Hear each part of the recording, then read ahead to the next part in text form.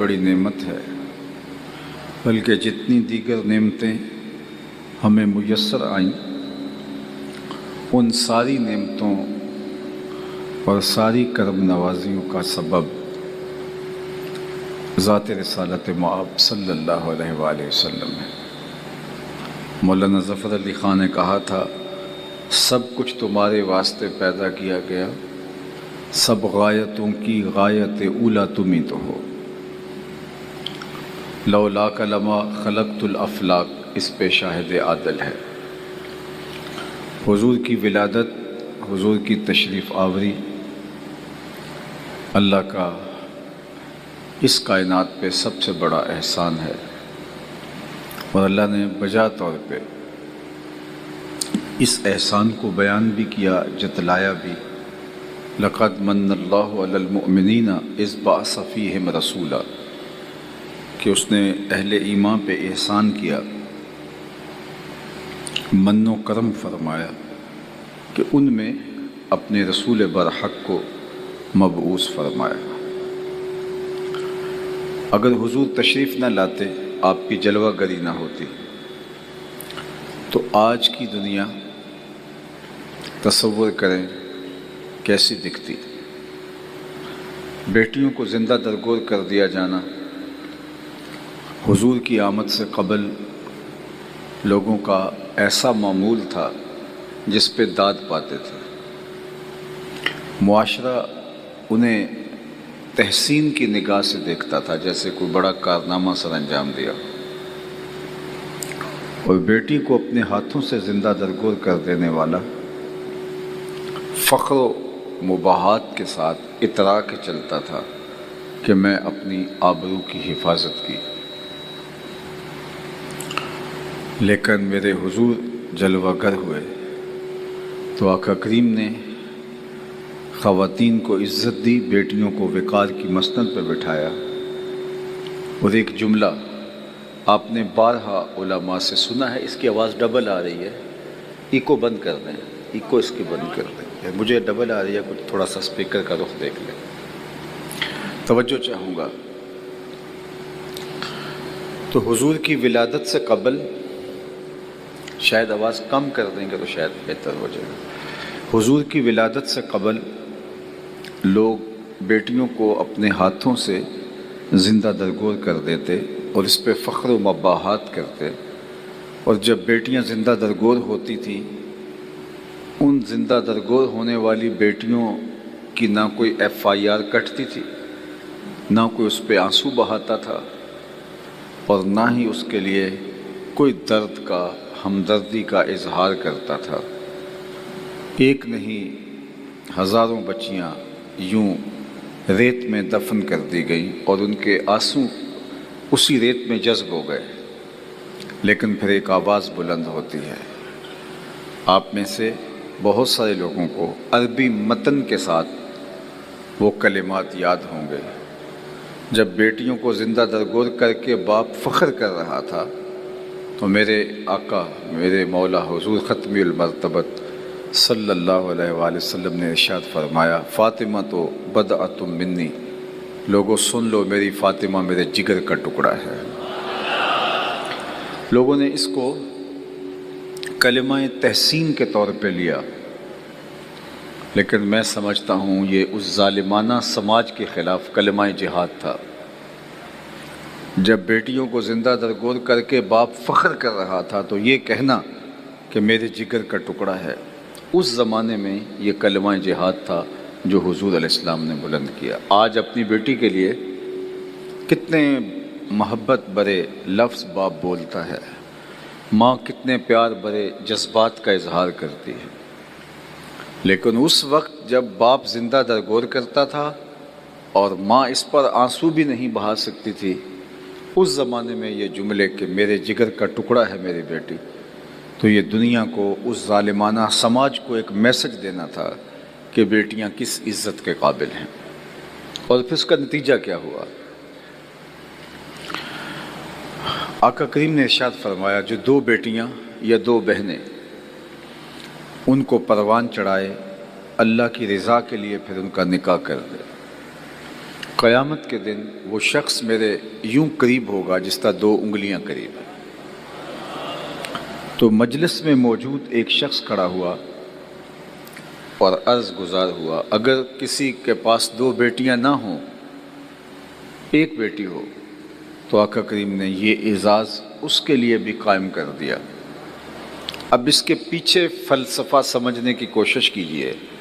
جس شخص نے سوال کیا اس کی دو بیٹیاں نہیں ہوں گی، اس کی ایک بیٹی ہوگی، لیکن وہ بھی آرزو کر رہا ہے کاش کہ میری بھی دو بیٹیاں ہوتیں اور میں یہ اعزاز پاتا۔ تو کہاں بیٹیاں زندہ درگور ہوتی تھیں اور کہاں بیٹیاں ماں باپ کی بخشش کی ضمانت بن گئیں، ماں باپ کی بخشش کا ذریعہ بن گئیں۔ اور آج کی تاریخ میں جو بیٹیوں کے لیے عزت ہے، جو وقار ہے، ماں باپ اپنی اولاد کو پالنے کے لیے، بالخصوص بیٹیوں کے لیے مشکل سے مشکل حالات سے گزرتے ہیں، پردیس کاٹتے ہیں ان کے ہاتھ پیلے کرنے کے لیے، بیٹیوں کی اچھی تعلیم کے لیے اپنے پلاٹ بیچ دیتے ہیں، جمع شدہ پونجی فروخت کر دیتے ہیں کہ ہم نے بیٹیوں کو اچھی تعلیم سے آراستہ کرنا ہے۔ یہ باپ تو زندہ درگور کرتے تھے اس لیے بھی کہ کل یہ وراثت میں حقدار نہ ہو جائیں، اس لیے بھی زندہ درگور کرتے تھے کہ یہ تلوار چلانے کے قابل نہیں ہیں، اس لیے بھی زندہ درگور کرتے تھے کل کوئی ہمارا بہنوئی یا ہمارا داماد نہ کہلائے۔ لیکن میرے حضور نے بیٹیوں کو وہ عزت عطا کی کہ بیٹیاں چار دیواری کی زینت قرار پائیں، آنگن کا نور بنی، اور باپ کو بیٹیاں بیٹوں سے زیادہ محبوب ہو گئیں۔ میں نے ایک بوڑھے شخص کو اپنی کمر پہ مزدوری کرتے ہوئے بورے لاد کے جاتے ہوئے دیکھا، تو میں نے اسے کہا، شناسائی تھی کہ آپ بوڑھے ہو گئے ہیں، اب کام چھوڑ دیں، تو مجھے اس کا لہجہ نہیں بھولتا۔ اس نے ایسے شہادت والی انگلی کھڑی کی اور کہا، حضرت ابھی ایک بیٹی رہتی ہے جس کی میں نے شادی کرنی ہے۔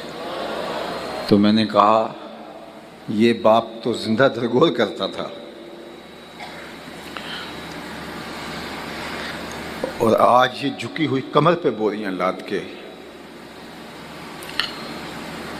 اپنی بیٹی کے ہاتھ پیلے کرنا چاہتا ہے۔ اس کے دل میں بیٹی کا پیار کس نے ڈالا؟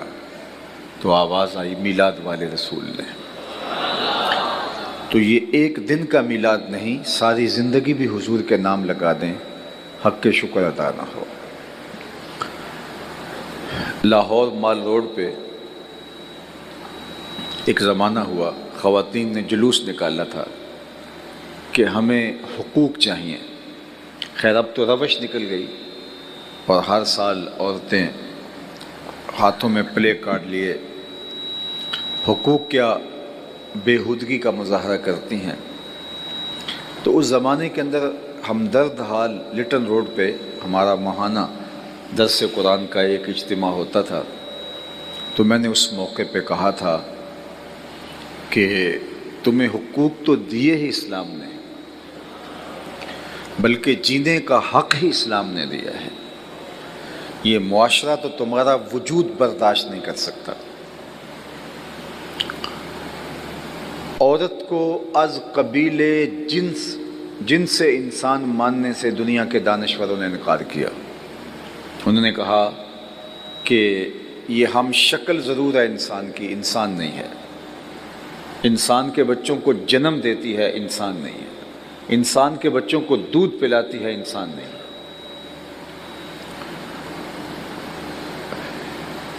کسی نے کچھ کہا، کسی نے کچھ کہا، لیکن میرے حضور نے جنت کو کھینچ کے ماں کے قدموں تلے رکھ دیا۔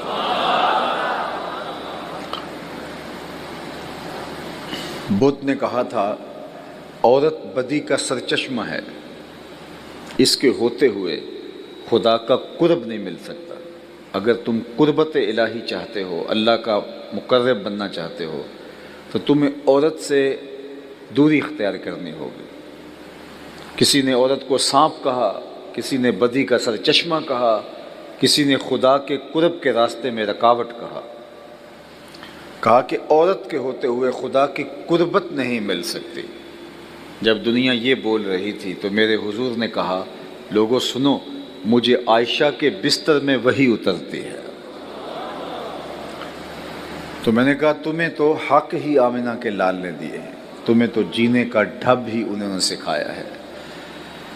حضرت سیدہ زہرا پاک سلام اللہ علیہا جب حضور سے ملنے آتی تو حضور اٹھ کے استقبال کرتے، فَأَجْلَسَهَا فِي مَجْلَسِهِ، اور حضور انہیں اپنی مسند کے اوپر بٹھاتے، دنیا کو بتایا کہ بیٹی کس لائق ہے اور اس کی عزت کیا ہے اور اس کی تکریم کیا ہے۔ تو کائنات کے اندر جو انسانی رویوں میں خوبصورتی آئی ہے، جو انسانی رویوں میں جمال پیدا ہوا ہے، تو اس کا سبب اللہ کے محبوب علیہ السلام کی تشریف آوری ہے۔ ورنہ مجھے بتائیے، جو بیٹی زندہ درگور کرتے تھے، بہن کاٹ دیتے تھے، ماں کو عکاس کے میلے میں فروخت کرتے تھے، سکی ماں کو عکاس کے میلے میں 900 دراہم کے اندر 3 بیٹوں نے بیچا ہے۔ یزدگر دوم نے اپنی بیٹی سے شادی رچا رکھی تھی، اپنی بہن سے نکاح ان لوگوں نے کر رکھے تھے، اور جو حال بیوی کا ہوتا تھا الیاذ باللہ، سوتیلی ماں کا جو حال ہوتا تھا الیاذ باللہ، سوتیلی ماں سے نکاح کرتے تھے، باپ کی منکوحہ سے نکاح کرتے تھے، اور ترکے میں بٹتی تھی وہ، جس طرح باقی اشیاء گھر کی بٹتی ہیں اور تقسیم ہوتی ہیں، وہ کنیز کی طرح اس کو ٹریٹ کیا جاتا تھا۔ اور اللہ کے محبوب صلی اللہ علیہ وآلہ وسلم نے ہر رشتے کو تقدس بخشا۔ آج کی تاریخ میں اگر آپ تک میری آواز درست پہنچ رہی ہے تو آج کی تاریخ میں بھی ایسے لوگ موجود ہیں جو بیوی کو پاؤں کا جوتا سمجھتے ہیں۔ بد نصیب لوگ آج کی تاریخ میں بھی ایسے ہیں، جبکہ آج کی تاریخ میں بیٹی کی عزت ہے، بہن کی تکریم ہے، ماں کی عزت ہے، لیکن بیوی جو چوتھا رشتہ ہے انسان کا، اس کو آج بھی تکریم وہ حاصل نہیں ہے، الا ماشاءاللہ جو دیندار ہیں، میں ان کی بات نہیں کرتا، جو تہذیب اور تمدن سے شناسہ ہیں میں ان کی بات نہیں کرتا، عمومی رویے آج بھی پائے جاتے ہیں، جبکہ باقی 3 رشتوں کا تقدس موجود ہے، لیکن بیوی کے لیے آج بھی ایسے مکروہ جذبات لوگوں کے رویوں میں موجود ہیں۔ میں آپ سے سوال کرتا ہوں، جب ان 3 رشتوں کا بھی تقدس نہیں تھا تو پھر بیوی کا کیا حال ہوتا ہوگا؟ یعنی جب ان 3 رشتوں کا آج کی تاریخ میں تقدس موجود ہے تو کئی لوگ بیوی کو پاؤں کا جوتا کہہ دیتے ہیں، تو مجھے بتاؤ جب ان 3 رشتوں کا بھی تقدس نہیں تھا تو اس وقت بیوی کا کیا حال ہوتا ہوگا؟ لیکن میرے اور آپ کے آقا و مولا حضور ختم المرتبت صلی اللہ علیہ وآلہ وسلم نے ارشاد فرمایا، خیرکم خیرکم لأہلہ وَأَنَا خَيْرُكُمْ لِأَهْلِي، تم میں سے بہترین وہ ہے جو اپنے اہل خانہ کے ساتھ بہترین ہے، اور میں تم میں سب سے زیادہ اپنے اہل خانہ کے ساتھ بہتر ہوں۔ ام المومنین سیدہ عائشہ رضی اللہ تعالی عنہ کو حضور حمیرہ کہہ کے پکارتے تھے، لاڈ سے حضور نے یہ نام رکھا تھا۔ فرماتی ہیں ایک دن میں آب خورے میں پانی لے رہی تھی تو اللہ کے محبوب تشریف لائے، تو مجھے دیکھا اور دور سے مجھے پکارا، حمیرہ تھوڑا سا پانی میرے لیے بھی چھوڑنا، تو میں نے حضور کے لیے تھوڑا سا پانی چھوڑ دیا، تو آقا کریم نے میرے ہاتھ سے آب خورا لیا، پھر پانی پینے لگے، پھر رک گئے اور پھر مجھ سے مخاطب ہوئے اور فرمایا، عائشہ ذرا بتانا تم نے ہونٹ کہاں لگائے تھے؟ مجھے یہ بتاؤ، اگر شوہر کا رویہ بیوی کے ساتھ یہ ہو تو گھر کا جنت کا ماحول نہیں بنے گا۔ اور آج کتنے لوگ ہیں جو یہ تو چاہتے ہیں کہ بیوی ہمارا جوٹا لے لے، لیکن وہ بیوی کا جوٹا نہیں لینا چاہتے۔ یہ میں نے پچھلے دنوں میں کہا ایک جگہ پہ، میں نے کہا کہ مومن کے جوٹے میں شفا ہے اور لوگ پیروں کا جوٹا پیتے ہیں، تو میں نے کہا پیر صاحب مرید کے جوٹے میں بھی اسی طرح شفا رکھی گئی۔ اللہ کے محبوب صلی اللہ علیہ وآلہ وسلم کی زندگی کا ایک واقعہ آپ نے بارہا علماء سے سنا ہوگا۔ کہ حضرت ابو ہریرہ رضی اللہ تعالیٰ عنہ فرماتے ہیں کہ بھوک کی شدت اتنی تھی کہ پیٹ کمر سے چپک گئے. یہ صفہ کے چبوترے پہ حضور سے پڑھنے والے لوگ تھے. آقا نے سوال سے منع کیا تھا. مخمسے کی حالت میں جائز بھی ہے، لیکن ہمیں سوال کرنے کی ہمت نہیں پڑ رہی تھی. جب انتڑیوں میں بل پڑنے لگے اور بھوک سے نڈال ہو گئے اور کمر سیدھی نہیں ہو رہی تھی، تو کہتے ہیں میں مسجد نبوی کے ایک ایسے گوشے میں آ کے بیٹھ گیا جہاں لوگ گزر کے اندر جاتے تھے. میرا خیال یہ تھا کہ کوئی مجھے دیکھے گا اور میرے چہرے کی نقاہت سے محسوس کر لے گا کہ مجھے بھوک لگی ہے اور میرے درد کا درما ہو جائے گا. مجھے سوال کی نوبت بھی نہیں آئے گی اور میری ضرورت بھی پوری ہو جائے گی. لیکن جو آئے اور سلام لے کے گزر جائے. کسی نے میرے اندر اتر کے دیکھنے کی زحمت گوارا نہ کی. ہستی پلکوں کے نیچے غم بھی پلتے ہیں، مگر کون دیکھتا ہے اتنی گہرائی میں. کہتے ہیں میں نے کہا کہ خود بات کرنی چاہیے. تو حضرت عمر رضی اللہ تعالیٰ عنہ آئے. میں نے انہیں کوئی مسئلہ شرعی پوچھا تو انہوں نے اس کا جواب دیا اور آگے بڑھ گئے. میں نے کہا کہ میرا کام تو نہیں بنا. پھر میں انتظار میں تھا کہ حضرت صدیق اکبر رضی اللہ تعالیٰ عنہ آئے. ان سے بھی کوئی مسئلہ شرعی دریافت کر لیا.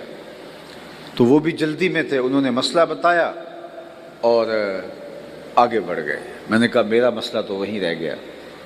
پھر میں خاموش بیٹھا تھا کہ ایک جانب سے روشنی اور نور نکلا اور دل و قلب و نگاہ کے مرشد اولین تشریف لے آئے. یہ حضور تھے. تو کہتے ہیں کہ سوال کرنے کی پھر ہمت نہ پڑی. پھر میں نے حضور سے بھی کوئی مسئلہ ہی پوچھ لیا. تو جب میں نے حضور سے مسئلہ پوچھا تو حضور نے میری جانب غور سے دیکھا، پھر مسکرائے اور پھر کہا ابو ہریرہ بھوک لگی ہوئی ہے. میں نے کہا جی حضور مجھے بھوک لگی. مسئلہ یہی تھا. تو کہا میرے ساتھ آ جاؤ. پھر وہ واقعہ آپ نے سنا ہے کہ حضور لے گئے ان کو اور اہل خانہ کو آواز دی کچھ کھانے کے لیے ہے. تو انہوں نے کہا دودھ کا ایک پیالہ ہے. تو کہتے ہیں جب دودھ کے پیالے کا سنا تو میری جان میں جان آ گئی. کئی دنوں کا فاقہ تھا. تو حضور نے فرمایا ابو ہریرہ. میں نے کہا جی حضور میں حاضر. فرمایا وہ جو صفہ کے چبوترے پہ بیٹھے جاؤ ان کو بھی بلا لاؤ. یہ 70 لوگ تھے اور دودھ کا ایک پیالہ نکلا گھر سے. تو دودھ کے پیالے کا سن کے میں سرشار ہوا تھا، لیکن جب حضور نے فرمایا کہ جاؤ وہ جو 70 بیٹھے ہیں ان کو بھی بلا لاؤ تو میرے من میں آیا کہ قطرہ قطرہ بھی نہیں آئے گا. حکم تھا تعمیل کی، ان کو بلا لایا. حضور نے وہ پیالہ منگوایا اور میرے ہاتھ میں ہی دیتے ہوئے فرمایا ابو ہریرہ دائیں سے شروع ہو جاؤ. کہتے ہیں میں آگے بڑھا اور ایک صحابی کو پیش کیا. وہ پینے لگا تو میری نظر دودھ کے پیالے کے دودھ پر تھی.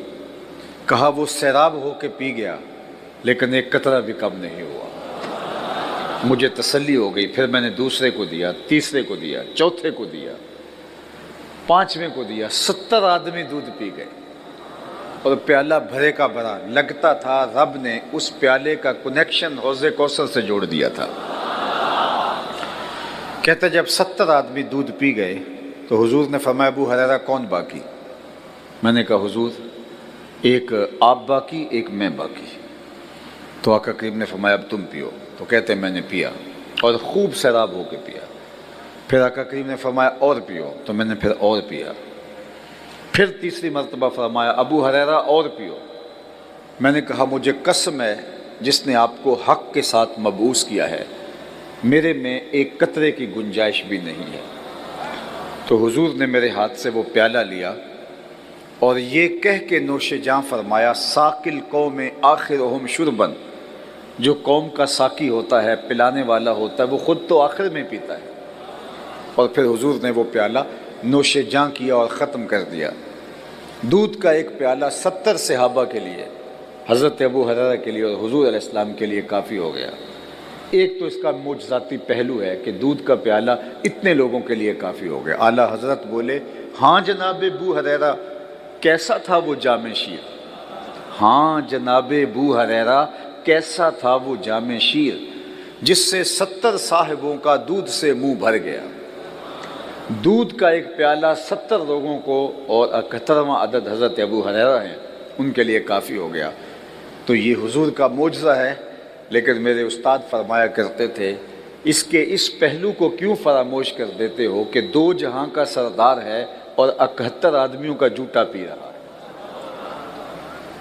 تو حضور علیہ السلام 71 آدمیوں کا جوتا دودھ کا پیالہ نوش جان کر رہے ہیں۔ تو میں نے کہا پیر صاحب آپ کا جوتا بھی تبرک ہے، لیکن مرید صاحب کا جوتا بھی تبرک ہے، اس میں بھی اللہ نے شفا رکھی ہے۔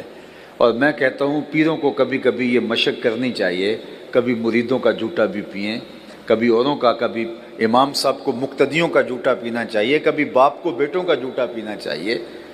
تو یہ تاکہ ایسا نہ ہو کہ بندہ یہ سمجھ لے جائے کہ میں ہی سب کچھ ہوں اور باقیوں کے لیے تصور ہی اور بن جائے۔ تو اللہ کے محبوب علیہ السلام نے اس کائنات کو جو خوبصورت معاشرت دی ہے، میں ابھی دوپہر کو کہیں بیان کر رہا تھا کہ غلام آقا کے جوتے دھوپ سے اٹھا کے چھاؤں میں رکھ دے تو آقا اس پہ بھی کوڑے مارتا تھا کہ تو نے میرے جوتے میرے اذن کے بغیر چھوئے ہی کیوں ہیں؟ تیری اوقات کب ہوئی کہ میرے جوتوں کو میرے اذن کے بغیر، اجازت کے بغیر ہاتھ لگا سکتا؟ لیکن سنو پھر جب تبدیلی آتی ہے، حقیقی انقلاب آتا ہے، دنیا کو نور و نکہت اور روشنی ملتی ہے، حضور معراج سے واپس پلٹتے ہیں اور بلال حبشی کو بلا کے ارشاد فرماتے ہیں تو کون سا نیک عمل کرتا ہے؟ میں نے جنت میں تیرے قدموں کی آہٹ سنی۔ جو غلام آقا کے جوتے دھوپ سے اٹھا کے چھاؤں میں رکھنے کا روادار نہیں ہے، اس کو کونین کا مالک کہہ رہا ہے میں تیرے قدموں کی آہٹ جنت میں سنتا رہا۔ کیا خیال ہے اس ایک جملے نے دور غلامی کی ساری تھکن اتارنے دی ہوگی، اور بلال فرش سے اٹھ کے فراز عرش پہ نہیں پہنچ گیا ہوگا، اور آقا کریم نے اتنے طریقے دیے غلام آزاد کرنے کے۔ قسم توڑ بیٹھو غلام آزاد کرو، کفارہ قتل میں غلام آزاد کرو، کفارہ زہاد میں غلام آزاد کرو، روزہ توڑ بیٹھو غلام آزاد کرو، تاکہ آہستہ آہستہ غلامی ختم ہو جائے۔ مسلمان غلام، کافر غلام، دونوں کو آزاد کرنے کی ترغیب دی۔ اس دور کی سب سے بڑی سخاوت غلام آزاد کرنا تھا، اور سب سے مہنگی سخاوت غلام آزاد کرنا تھا۔ حضرت عثمان غنی رضی اللہ تعالیٰ عنہ ہر جمعے کو ایک غلام آزاد کرتے۔ حضرت عمر ہر وہ شخص جو لمبی نمازیں پڑھتا آپ کے غلاموں میں سے اسے آزاد کر دیتے۔ غلاموں نے لمبی لمبی نمازیں پڑھنا شروع کر دی۔ لوگوں نے کہا عمر یہ تمہیں دھوکہ دیتے ہیں صرف آزاد ہونے کے لیے۔ تو حضرت عمر نے کہا اگر یہ خدا کے نام پہ دھوکہ دیتے ہیں میں 100 بار کھانے کو تیار ہوں۔ حضرت ابو بکر صدیق رضی اللہ تعالیٰ عنہ نے کتنے غلاموں کو آزاد کیا؟ حضرت بلال کو حضرت صدیق اکبر نے آزاد کیا تھا۔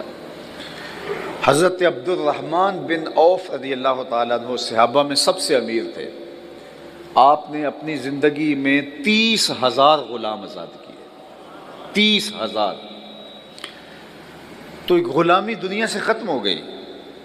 اسلام کی دی ہوئی ترغیب کے نتیجے میں ایک ایسا خوبصورت نظام متعارف کروایا جس سے غلاموں کو آزادی ملنا شروع ہو گئی، اور غلامی کی لعنت سے دنیا پاک ہو گئی۔ اللہ اکبر۔ ورنہ جو غلاموں کے ساتھ حال ہوتا تھا اور جس طرح غلام بکتے تھے دنیا کی منڈیوں میں، اللہ اکبر۔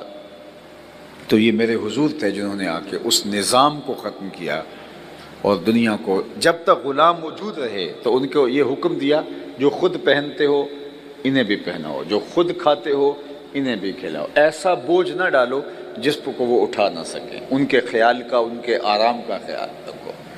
مکاتبت، غلاموں کو مکاتبت کا حکم دیا کہ غلاموں سے لکھا کر لو کہ وہ اتنے پیسے تمہیں کما کے دے دیں تو تم انہیں آزاد کر دیں گے۔ اللہ اکبر۔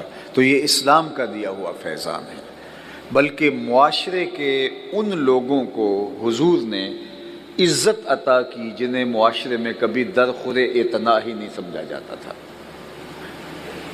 میں ایک مثال آپ کے سامنے رکھتا ہوں۔ مدینہ المنورہ میں ایک خاتون ہے جس کا توازن ذہنی ٹھیک نہیں ہے۔ اللہ کے محبوب صلی اللہ علیہ وآلہ وسلم مسجد نبوی میں تشریف فرما ہے تو وہ دروازے پر آتی ہے اور آقا کریم کو اشارہ کر کے بلاتی ہے کہ میری بات سنو۔ اللہ کے محبوب فرماتے ہیں کہیے کیا کہنا ہے؟ اس نے کہا میں نے آپ سے کوئی باتیں کرنی ہیں۔ فرمایا کہو کہا یہاں نہیں کرنی، آپ باہر آئیے میں وہاں بات کروں۔ اللہ اکبر، کونین کے سردار اس کی بات سننے کے لیے مسجد نبوی سے باہر جا رہے ہیں۔ عرب کی چل چلاتی دھوپ، کار نبوت کی اہم ذمہ داریاں اور حضور کا نازک بدن، اور اس نے حضور کو دھوپ میں کھڑا کر لیا۔ صحابہ کہتے ہیں میں غصہ بڑا آ رہا تھا لیکن کہہ کچھ نہیں سکتے تھے، حضور خود ہی تو کان لگائے سن رہے تھے، اور اس کی باتیں بھی ایسی تھی چونکہ اس کا توازن ذہنی ٹھیک نہیں تھا۔ اس نے گھنٹوں تک حضور کو وہاں دھوپ میں کھڑا کیے رکھا، اور آقا کریم غور سے اس کی گفتگو سنتے رہے۔ جب وہ جانے لگی تو صحابہ نے عرض کی حضور اس کا ذہن توازن ٹھیک نہیں ہے، اور یہ جس کے پاس کھڑی ہوتی ہے جان نہیں چھوڑتی، لوگ اس کو دیکھ کے راستہ بدل لیتے ہیں۔ آپ کا نازک بدن اور قیمتی وقت، کار نبوت کی اہم ذمہ داریاں آپ کے کندھوں پر، تو آپ ایسی ویسی عورتوں کی باتیں کیوں سنتے ہیں؟ اس کو تو پورا مدینہ منہ نہیں لگاتا، اس کی کوئی بات نہیں سنتا۔ تو حضور نے فرمایا عمر، پورے مدینے میں اس کی کوئی نہیں سنتا، میں بھی نہ سنوں؟ اور اس بڑھیا کو آواز دے کے کہا جب دکھ زیادہ ہو جائیں جہاں مرضی کھڑا کر کے محمد کو اپنی باتیں سنا لیا کرو۔ ایک تو ہی ہوتے ہیں میریاں آساں دا سہارا، دس کنوں کراں جے تینوں نہ کراں یاد۔ یہ ایک دن کا میلاد یہ حق ادا نہیں کرتا۔ میں میلاد منانے والوں کو بھی کہتا ہوں کہ جو میلاد ہے اس کو اس کی روح کے ساتھ مناؤ۔ اعتراض ہوگا ہی نہیں، ہوا بھی تو بہت کم ہوگا۔ خام خواہ اس کے اندر ایسی باتیں یا ایسی چیزیں شامل نہ کرو جن کی شریعت اجازت نہیں دیتی۔ سنجیدگی کے ساتھ، متانت کے ساتھ، شریعت کے ضابطوں کی مطابقت کے اندر۔ اور دوسری بات یہ عرض کرنا چاہوں گا، یہ جو میلاد کا موسم آیا ہے یہ کوئی سیزن نہیں ہے نعت خوانوں کا یا پیروں کا یا مولویوں کا۔ یہ جو سیزن ہم نے بنا لیا ہوا ہے کہ اس میں بہت سارے پیسے کمائیں گے، یہ سیزن نہیں ہے، یہ تبلیغ کا سیزن ہے، یہ حضور کے پیغام کے ابلاغ کا سیزن ہے۔ یہ ایک موقع ہے کہ دلوں میں حضور علیہ السلام کی محبت پیدا ہوتی ہے تو اس محبت کو کام میں لایا جائے، اس محبت کو مہمیز لگے اور محبت کرنے والے عمل کے سانچے میں ڈھل جائیں۔ علامہ اقبال علیہ رحمہ نے سیرت النبی کے عنوان سے منعقدہ میلاد کے ایک جلسے میں کہا تھا کہ جو میلاد کا دن ہے 12 ربیع الاول، یہ امت کو جوڑنے کا ذریعہ ثابت ہو سکتا ہے، اور اس میں امت کو حضور کی دہلیز کے قریب کیا جا سکتا ہے، کیونکہ یہ اتنا ایسا موقع ہوتا ہے کہ دل ہیں حضور کی محبت سے بھرے ہوئے ہوتے ہیں۔ تو محبت کے اظہار کا خوبصورت سلیقہ، اس سے کوئی انکار نہیں کرے گا۔ کوئی اگر بدبخت ہے تو اس کا کہا نہیں جا سکتا، لیکن اس میلاد کے موسم کو حضور علیہ السلام سے قربت کا ذریعہ بناؤ، کثرت سے درود اپنی اولاد کو پڑھنا سکھاؤ۔ علماء نے 100 طریقے لکھے ہیں۔ علموا اولادکم محبت رسول اللہ صلی اللہ علیہ وآلہ وسلم۔ ڈاکٹر عبدہ یمانی نے ایک کتاب لکھی ہے، اس میں متعدد طریقے لکھے ہیں کہ اپنی اولاد کو حضور کا پیار کیسے سکھایا جا سکتا ہے۔ بعض علماء نے 100 طریقے لکھے، بعض نے اس سے بھی زیادہ لکھے، لیکن علامہ اقبال نے کہا 3 طریقے حضور کی محبت کی نشت کا ذریعہ ہو سکتے ہیں۔ ان میں سے ایک انہوں نے یہی کہا، درود شریف۔ کثرت درود حضور کے ساتھ پیار کا، حضور کی قربت کا سبب ہے۔ تو ہم جو میلاد کے جلسے ہیں، میلاد کے جلوس ہیں، اجتماعات ہیں، ان کو کوئی بس ایک کھیل کود کا ذریعہ نہ بنائیں، اس کو کثرت درود کا ذریعہ بنائیں۔ بار بار حضور پر درود، سنجیدگی اور متانت کے ساتھ حضور کی سیرت کا بیان، حضور کے فضائل کا بیان، حضور کے مناقب کا بیان۔ یہ نعت خوانی خود درود ہے۔ اگر یہ ہمارا کاروبار نہ بنے اور اس کے ذریعے سے ہم اپنی جیبیں بھرنے کے چکر میں نہ ہوں اور اس کے اندر ایسی چیزیں شامل نہ کر دی جائیں جن پر شریعت قدغن لگاتی ہے، تو میں سمجھتا ہوں کہ جو محفل نعت ہے یہ بہت بڑا ذریعہ ہے حضور کی قربت کا، اور حضور کے کتنے صحابہ تھے جو حضور کی مدح کرتے تھے، اور آقا کریم کی خوشنودی کا سبب تھا یہ۔ تو اس لیے یہ جو محافل میلاد ہیں، یہ جو مجالس ہیں، یہ دن خاص طور پہ، آج اگر چاند طلوع ہو گیا ہے تو 12 دن جو خاص طور پہ کثرت کے ساتھ درود پڑھیں گے تو آپ کی اولاد اور آپ حضور کے قریب ہوں گے۔ آپ طے کریں کہ اس میلاد میں ہم اتنی مرتبہ درود پڑھنا ہے، اور اپنے بچوں کو بٹھا کے اپنے بچوں کو درود پڑھنے کا عادی بنانا ہے۔ بچے اگر درود شریف پڑھنے کے عادی ہو گئے تو ان کی زندگیاں سنور جائیں گے، اور آپ کو اتنی آسودگی ان کی طرف سے ملے گی کہ آپ جو ہیں وہ عش عش کر اٹھیں گے۔ درود طبیعتوں کو نفاست عطا کرتا ہے، طبیعتوں میں لطافت پیدا کرتا ہے، درود دلوں میں نرمی اور رقت پیدا کرتا ہے، درود آپ کی عادات کے اندر توازن پیدا کرتا ہے، درود آپ کے اندر ذہانت پیدا کرتا ہے، درود آپ کے اندر عفت اور پاک دامنی کے قائم رہنے کا سبب اور ذریعہ بنتا ہے۔ درود پڑھنے والا اور درود نہ پڑھنے والا دونوں کے رویوں میں فرق ہوتا ہے۔ اگر ہم آج ہی اپنی اولاد کو درود پڑھنے کا عادی بنائیں گے تو خود بخود درود سے وہ صاحب درود کے قریب ہوتے چلے جائیں گے۔ ایک تو درود کے ذریعے سے اپنی اولاد کو حضور کے قریب کیا جا سکتا ہے، اور علامہ اقبال دوسری بات کہتے ہیں کہ حضور کی سیرت کا بیان، اپنی اولاد کو حضور کی سیرت پڑھائیں۔ میں اس جمعے کو کہا دوستوں سے، آپ سے بھی کہتا ہوں، کسی کی 60 سال عمر ہو گئی، کسی کی 70 ہو گئی، کسی کی 50، کسی کی 40۔ میں علماء سے بات نہیں کر رہا کیونکہ ہماری ضرورت ہوتی ہے، لیکن باقی جو عام عوام ہیں میں ان سے پوچھتا ہوں کہ آپ نے کتنی کتابیں جو ہیں وہ حضور کی سیرت کی پڑھی ہیں۔ شاید بہت کم لوگ ملے جنہوں نے کوئی ایک کتاب مکمل حضور کی سیرت کی پڑھی ہو۔ تو بطور مسلم کیا یہ ہمارے لیے لمحہ فکریہ نہیں ہے کہ ہم اپنے آقا و مولا کی پوری سیرت آج تک نہیں پڑھ سکے؟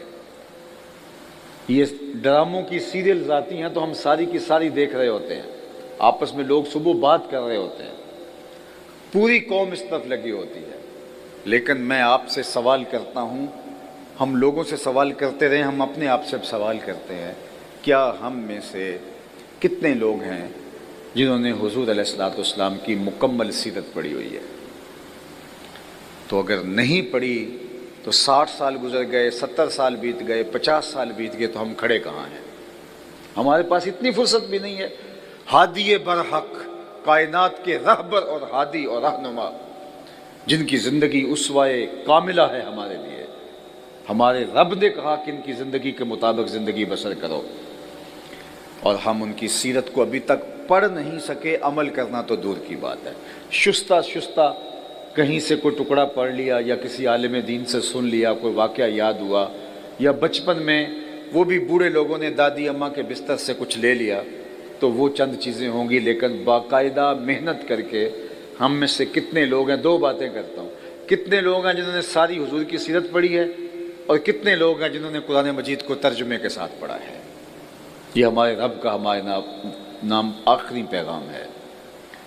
تو اقبال کہتے ہیں کہ اگر تم چاہو کہ حضور کی محبت پیدا ہو جائے تو حضور کی سیرت تمہیں پڑھنی ہوگی۔ کائنات میں کوئی ایسی سیرت کسی کی موجود نہیں ہے، کسی کی سیرت محفوظ بھی نہیں ہے اور یوں موجود بھی نہیں ہے جیسے میرے حضور کی سیرت محفوظ بھی ہے اور موجود بھی ہے، اور کامل اکمل نمونہ بھی ہے۔ اور تیسری بات اقبال نے جو کہی وہ یہ کہ انسان فطرتاً حسن پسند ہے، انسان کی طبع ہے کہ وہ حسن کے لیے میلان قلب رکھتا ہے۔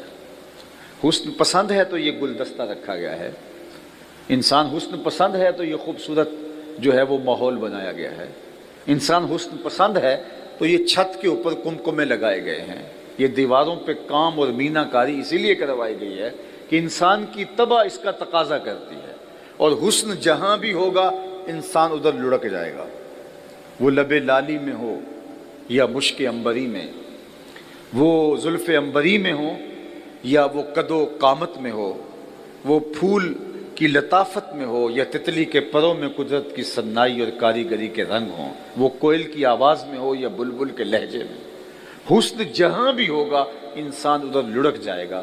اقبال کہتا ہے یہ طے ہے کہ انسان فطرتاً حسن پسند ہے اور حسن کی طرف اس کا میلان قلب ہوتا ہے۔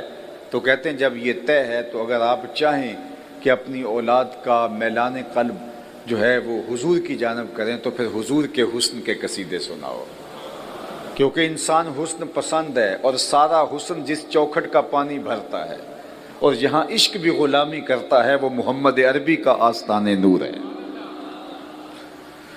بلکہ اعظم چشتی مرحوم نے تو قلم ہی توڑ دیا، سمجھا نہیں ہنوز میرا عشق بے ثبات، تو کائنات حسن ہے یا حسن کائنات، کہ ابھی تک محو حیرت میں ہوں، تو کائنات حسن ہے یا حسن کائنات، میرا عشق بے ثبات ابھی اس کا فیصلہ نہیں کر سکا کہ تجھے کائنات حسن کہوں یا حسن کائنات کہوں۔ اللہ اکبر، وہ حسن دیا کل قمر لیلۃ البدر لم ارا قبلہ ولا بعدہ مثلہ۔ حضرت ابو ہریرہ کہتے ہیں کیا بتاؤں حضور جیسا میری آنکھ نے نہیں دیکھا، 14ویں رات کے چمکتے ہوئے چاند کی طرح تھے حضور۔ پھر کہتے ہیں نہیں حضور جیسا میری آنکھ نے دیکھا ہی نہیں۔ حضرت حسان بن ثابت کہنے لگے دیکھتے کیسے، خدا نے کوئی ایسا بنایا ہی نہیں، کسی ماں نے ایسا جنم ہی نہیں دیا، خدا نے وہ سچا ہی پن چھڑیا جدے وچ محمد نو ٹالیا سی، حسینہ جمیلاں دا منہ موڑ دیتا، محمد بنا کے قلم توڑ دیتا، ایسا پیکر تراشا۔ تو اگر آپ چاہتے ہیں کہ آپ اپنی اولاد کو حضور کا پیار سکھائیں تو حضور کا حلیہ، حضور کے شمائل، حضور کی صورت ان کے سامنے رکھنی ہوگی۔ چوتھی چیز میں علماء کرام کی تحقیق کے نتیجے کے اندر اقبال کی ان 3 چیزوں میں چوتھی چیز شامل کرنا چاہوں گا، اور وہ یہ کہ اگر آپ چاہیں کہ ہماری اولادوں کے دلوں میں حضور کا پیار پیدا ہو تو حضور کے فضائل بیان کریں، مناقب بیان کریں، شانیں بیان کریں۔ چونکہ اگر حضور کے فضائل و مناقب بیان کرنے کی بجائے حضور کی ذات کو محل نزاع بنا کے، اپنے مناظروں کا موضوع بنا کے اپنی اولاد کے سامنے پیش کیا تو پھر نتیجہ کچھ اور نکلے گا۔ اختیار ہے یا نہیں ہے، تم اس بات پہ الجھ رہے ہو، اور ادھر کیا ہے کہ وہ انگلی اٹھائیں چاند کے ٹکڑے کر دے، سورج پلٹ کے اثر کے وقت پہ آ جائے، او سڑیاں کھجوراں اگا جان دائے، او پتھراں نو کلمے پڑھا جان دائے، قطرے کو سمندر ذرے کو ستارہ کرتے ہیں، کونین کو خم آ جاتا ہے جب زلف سوارا کرتے ہیں۔ کسی نے کہا نبی کے چاہنے سے کچھ نہیں ہوتا، میں نے کہا میاں تم نے کہاں سے دین پڑھا ہے، وہ چاہ لے تو خدا قبلے بدل دیتا ہے۔ می وریا کستوریاں دا جدوں یار نچوڑیاں زلفاں، می وریا کستوریاں دا جدوں یار نچوڑیاں زلفاں، قبلہ اودے بنیا سائم جدے یار نے موڑیاں زلفاں۔ ظہر کی نماز کا وقت ہے، قبیلہ بنو سلمہ کی مسجد ہے، 2 رکعتیں ادا ہو چکی ہیں، 2 ابھی باقی ہیں۔ خاطر آتر میں خیال آیا کہیں قبلہ بدل جائے تو کیا خوب ہے، دل میں خیال ہی آیا تھا، 2 حالت نماز میں 2 پڑھی جا چکی ہیں، 2 ابھی باقی ہیں۔ طائر سدرہ نشین کے پروں کے پھڑ پھڑانے کی آواز آنے لگی، جبریل حاضر خدمت ہوئے، رب کا سلام اور سندیسہ دیا، محبوب اگر خیال آ گیا ہے تو ابھی رخ پھیر لو، یا اللہ تیری نماز تو پوری ہو لے۔ ہم نے نماز کا وقت بدلنا ہونا تو 1 دن پہلے بتاتے ہیں، کل سے نماز ظہر 2:15 بجے ہوگی، چونکہ لوگ تو آئے ہیں 2 بجے کے حساب سے، تو آپ نے اسی دن بتایا تو لوگ گلے کو آئیں گے، تو نماز کا وقت بدلنا ہو تو 1 دن پہلے بتانا پڑتا ہے، یہاں تو قبلہ بدلنا تھا، 1 نماز ہی پہلے بتا دیا جاتا، کہا نہیں محبوب ابھی رخ پھیر لو، مالک تیری نماز تو پوری ہو لے، کہا میری نماز بعد میں پوری ہوگی، پہلے تیری مرضی پوری ہوگی۔ می وریا کستوریاں دا جدوں یار نچوڑیاں زلفاں، تے قبلہ اودے بنیا سائم جدے یار نے موڑیاں زلفاں، وہ تو رخ بدل دے تو خدا قبلے تبدیل کر دیتا ہے۔ تو اپنی اولاد کو حضور علیہ السلام کے فضائل، مناقب، عظمتیں بیان کرو، اس کا لازمی نتیجہ یہ ہوگا کہ ان کے دل میں حضور کی محبت جاگزیں ہوگی، ان کے فضائل، ان کی شانیں بیان کرو، آج دنیا چاند پہ پہنچ کے فخر کر رہی ہے، اور یہ چاند حضور قدموں میں بلا رہے ہیں۔ اللہ اکبر! چاند کو توڑتے بھی ہیں اور چاند کو جوڑتے بھی ہیں، توڑنا بھی جانتے ہیں اور جوڑنا بھی جانتے ہیں۔ حضرت عبداللہ ابن عباس کہتے ہیں ایک دیہاتی آیا اور حضور سے کہتا ہے، حضور وہ جو درخت کے اوپر پکا ہوا پھل ہے، یہ اگر آپ کی نبوت کی گواہی دے تو میں آپ کو اللہ کا رسول مان لوں گا۔ فرمایا پھر تو مان لو گے؟ کہا انکار کی گنجائش نہیں رہے گی۔ حضور نے اشارہ کیا، ٹوٹ کے قدموں میں آ گیا، حضور کی رسالت کی گواہی دی۔ اب اس نے ایمان قبول کر لیا، اب وہ پھل اس کی جھولی میں ڈال دیتے، جاؤ اپنے خاندان میں جا کے بانٹو؟ نہیں، چلو صحابہ کو بانٹ دیتے، وہ قیامت تک فخر کرتے رہتے، ان کی نسلیں فخر کرتی رہتی کہ ہم نے معجزے سے ٹوٹی ہوئی کھجوریں کھائی ہیں۔ لیکن حضور نے اس پھل سے مخاطب ہو کے کہا، تمہیں جس کام کے لیے بلایا تھا وہ ہو گیا، اب واپس جا کے شاخ سے جڑ بھی جاؤ۔ صرف توڑنا نہیں جانتے، جوڑنا بھی جانتے ہیں۔ چاند کو توڑا بھی ہے، چاند کو جوڑا بھی ہے۔ اور یہاں کسی نے کیا خوب کہا، چاند کو توڑ کے جوڑنے والے، چاند کو توڑ کے جوڑنے والے، ہم بھی ٹوٹی ہوئی تقدیر لیے بیٹھے ہیں، ہم بھی شکستہ تقدیر آپ کے سامنے لیے بیٹھے ہیں، اور غزہ کا درد ہم خاصہ خاصان رسل کے حضور پیش کرتے ہیں کہ یہ امت شکستہ پا ہو گئی، در بدری کی ٹھوکریں اس امت کا مقدر بن گئی۔ تو چاند کے ٹکڑے کر کے اس کو پھر جوڑنے والے، یہ امت ٹوٹی ہوئی تقدیر لیے آپ کی بارگاہ میں حاضر ہے کہ ان کی حالت پہ رحم فرمایا جائے، اور اللہ کرے یہ میلاد کا موسم امت کی وحدت کا ذریعہ بن جائے، امت کی نشت کا ضامن بن جائے۔ 56-57 اسلامی ملک اللہ ان کے دل میں ڈال دے کہ وہ غیرت کا نور پالیں اور کھڑے ہو جائیں، اور اپنے بھائیوں اور اپنی بہنوں کو اور ان کٹتے ہوئے بچوں کو بچا سکیں۔ اس وقت امت جس حالت میں، جن زخموں میں اور جن اذیتوں میں مبتلا ہے، شاید ماضی میں اتنا دردناک دور اس امت کو جو ہے وہ دیکھنا نہیں ملا۔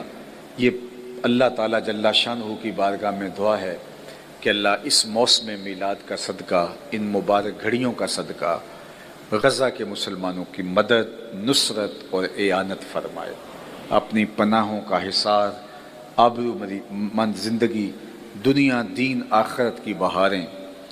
اور آخری بات، اور میری گفتگو اپنے اختتام کی طرف بڑھ جائے گی، اور وہ یہ کہ حضور علیہ السلام کے میلاد کو منانے کا صرف یہ رنگ اور آہنگ ہی نہیں کہ ہم جھنڈیاں لگائیں، چراغاں کریں اور گلیوں کو سجا دیں، گلیوں کی صفائی اور ستھرائی کر دیں۔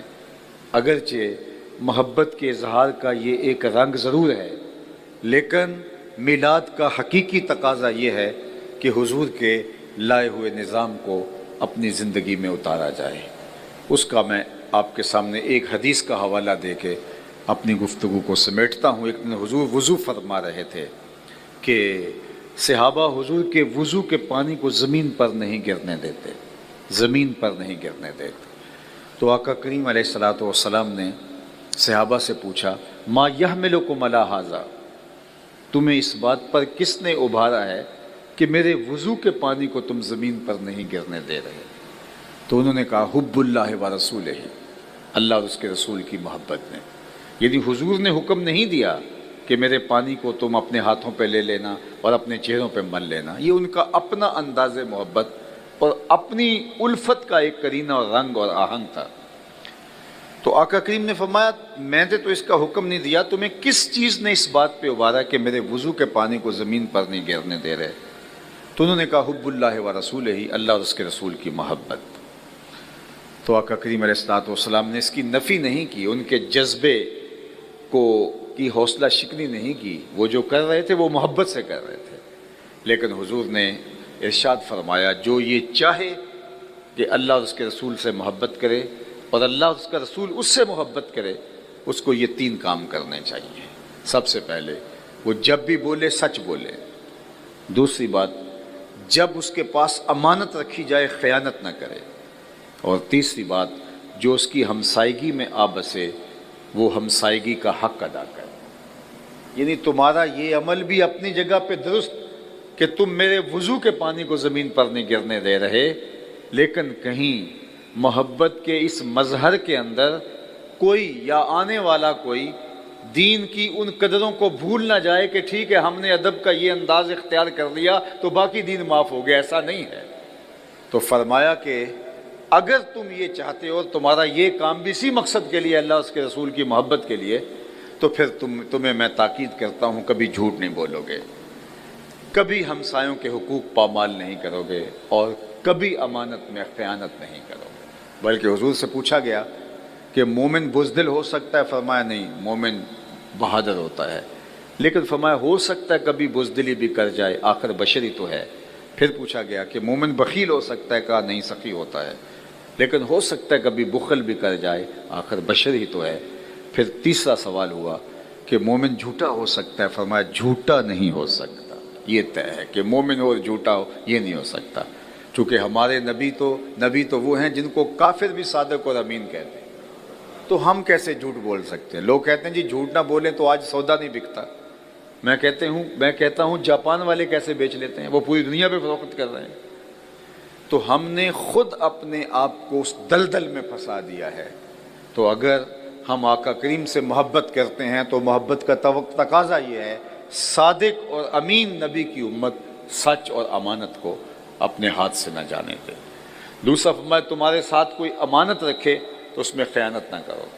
ہمارے دین نے تو ہمیں یہاں تک تعلیم دی، ذرا غور کیجئے، میرے لہجے میں تھکن ضرور ہے لیکن میرے لفظوں پر غور کیجئے۔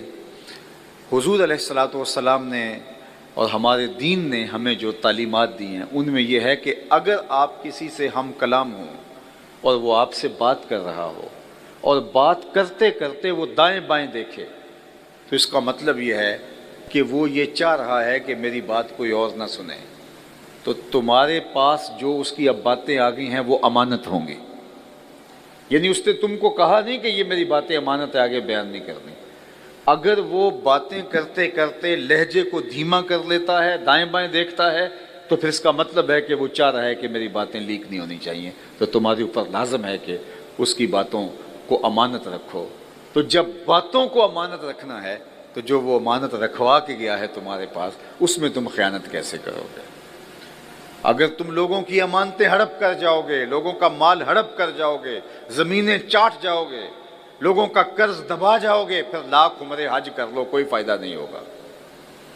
تمہاری عمرے سے، تمہارے حج سے وہ جو لوگوں پر ظلم کیا ہے، جبر کیا ہے، اس کی معافی تو نہیں ہوگی۔ تو اس لیے ہمارا دین ہمیں کیا کہہ رہا ہے کہ اپنی زندگی کو خوبصورت بناؤ، اور آخری بات کہ ہمسائے کے ساتھ سلوک اچھا کرو۔ اگر اور ہمسایہ 40 گھروں تک ہوتا ہے، 40 گھروں تک، اگر ہم اپنے ہمسائے کے ساتھ اچھا سلوک کرنے کی ٹھان لیں تو ایک صالح معاشرہ تشکیل پاتا ہے جو جنت نما معاشرہ ہوگا۔ لیکن جب ہم سمجھتے ہیں کہ ٹھیک ہے ہمسایہ دکھ میں ہے تو رہے، ہم عاشق رسول ہوتے ہیں، ہم بہت پکے مسلمان ہیں، تو میاں نہیں، ایسا نہیں ہے۔ ہمارا دین ہم سے عمل کا تقاضا کرتا ہے۔ میرے شیخ کا ایک شعر ہے، یاری لا تو پاک نبی سنگ اے پر پوری یاری، پھر درود قبول ہے تیرا لکھ نہ لو ایک واری۔ میں ادارۃ المصطفیٰ حلقہ فیصل آباد کے جملہ ذمہ داران، امیر ادارہ حلقہ فیصل آباد حضرت علامہ صاحب مولانا نعیم الرضا مصطفی زیدہ مجدہ اور ان کی پوری ٹیم کو مبارکباد دیتا ہوں کہ آپ نے اتنا عالی شان اجتماع منعقد کر کے حضور کے دین کے پیغام کے ابلاغ کا ذریعہ فراہم کیا۔ میری آپ سارے لوگوں کی آمین کے ساتھ دعا ہے کہ اللہ جو کہا اس کو روحوں میں اتار دے۔